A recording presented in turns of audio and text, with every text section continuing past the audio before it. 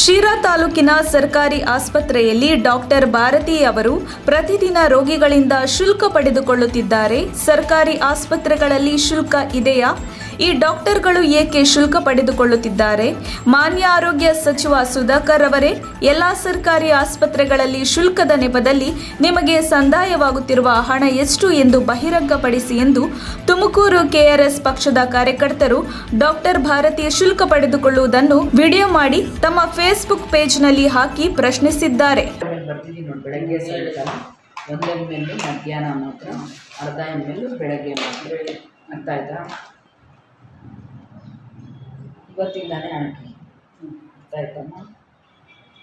Fees दे आधा ml सुनो को, इसमें आधा ड्रॉपर में आधा, ये पूरा ये ड्रॉपर पूरा, ये 2.5 ml 2 ड्रॉपर आधा. समझ गए? कहता फीस 300 मेडिकल साथे तबा साथे तो बेच जाती लो आज नहीं 100 रुपये सर दे सवा दे 200 सवा दे 200 हाँ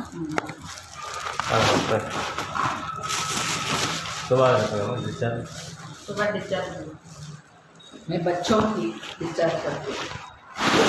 बच्चे ಬರ್ತೀನಿ ನೋಡಿ. ಬೆಳಗ್ಗೆ ಸಾಯಂಕಾಲ 1 ml ಮಧ್ಯಾಹ್ನ ಮಾತ್ರ, ಅರ್ಧ ml ಬೆಳಗ್ಗೆ ಮಾತ್ರ. ಅರ್ಥ ಆಯ್ತಾ? ಇವತ್ತಿಂದಾನೆ ಹಾಕಿ. ಅರ್ಥ ಆಯ್ತಮ್ಮ?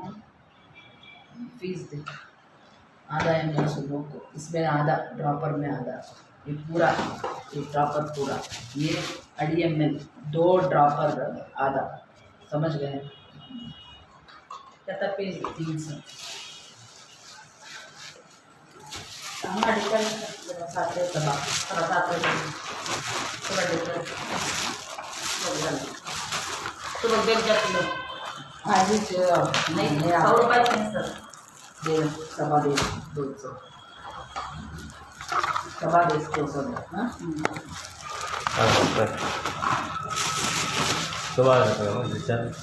सुबह डिस्चार्ज मैं बच्चों की डिस्चार्ज करती हूँ. बच्चे की